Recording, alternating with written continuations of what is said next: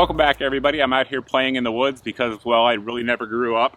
But in all seriousness, out in the field where we normally shoot, which is about 20 yards that way, it's just super, super windy, and there's no way the audio would even be remotely usable if I filmed it out there. But what we're going to talk about today is this plate here from AR500 Armor.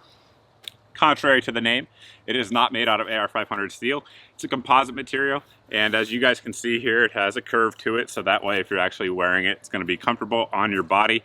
And this one's, like I said, level 4. So level 4 says that it's going to stop 30-06 AP, armor piercing, with nothing else. So without any type of armor system behind it, like some soft body armor or anything like that. It says it'll do it on its own.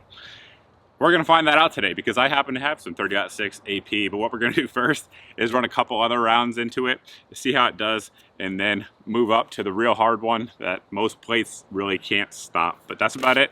Let's get to shooting it, and then at the end we'll tell you what we think of it after we see how it does. We'll start it out easy with some 9mm 125 grain Minuteman munitions stuff out of the Canik SA. Should be nothing. Let's check it out.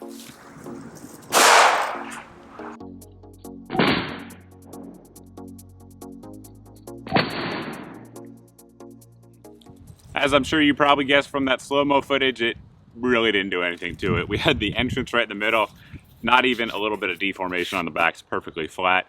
So let's step up to the rifle calibers. It's time for a little Kalash life. We have some 123 grain Red Army Standard coming out of the SLR 107. And we'll see how she does. If I didn't say already, we're about 10 feet from the plate, so basically we are at muzzle distance.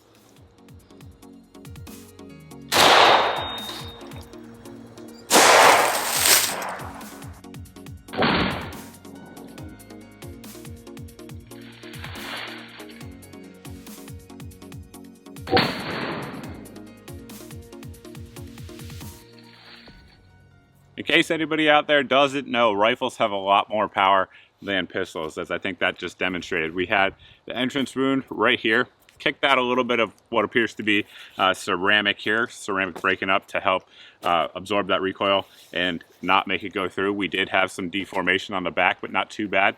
I think right now, I'm just gonna run that 30-06 AP at it next, and then after that, if it's still alive, we'll hit it with some other stuff.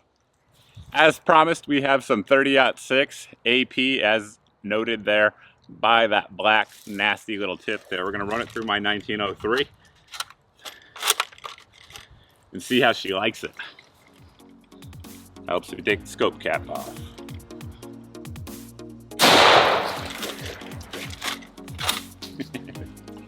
Nasty.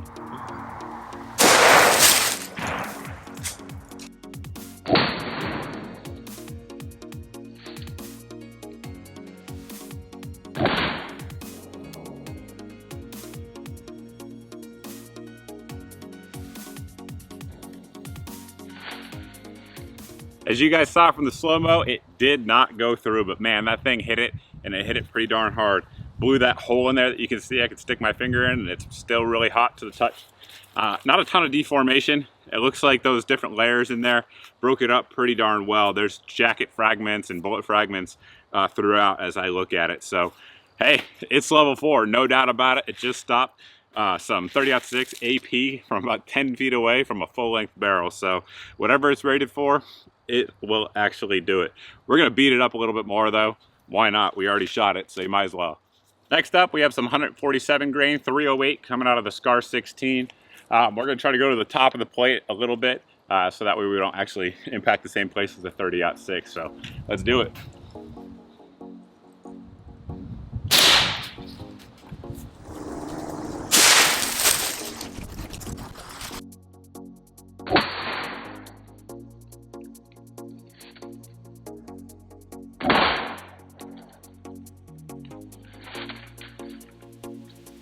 I'm guessing you guys probably saw it through the slow-mo. I haven't checked it out yet, but we entered in literally the exact same hole as the 7.62 by 3.9, and we did have pass-through. So that's probably this guy's fault for not being holding on the right spot. So we're gonna actually move that hold over, same exact load, same exact stuff, and see how it does to not hit a part of the plate that's already damaged, because you can't really put that on them.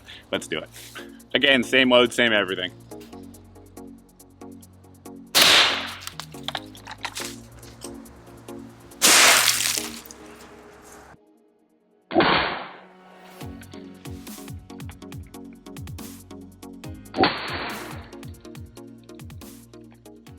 as I expected, we had our impact right here on the plate, and the backside we had no penetration.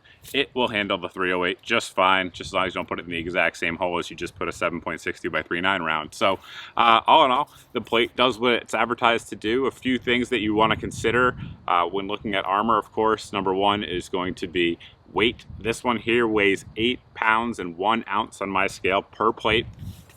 These are made 100% in the U.S. with U.S. made materials, so that certainly is a good thing.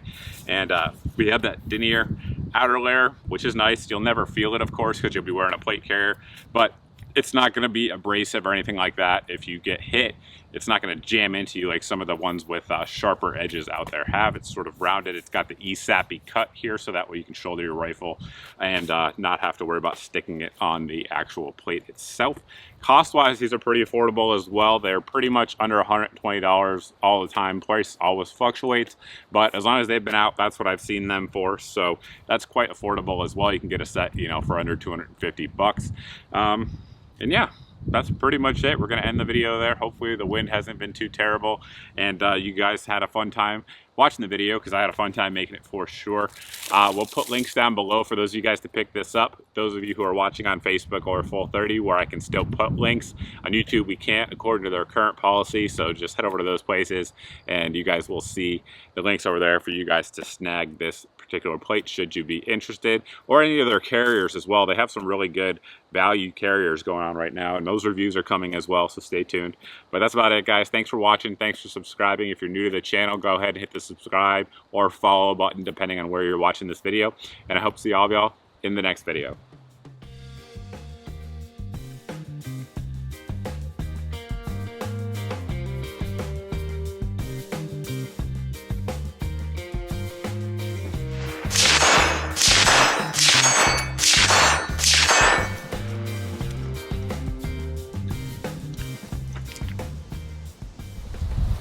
Wind, oh wind, oh wind.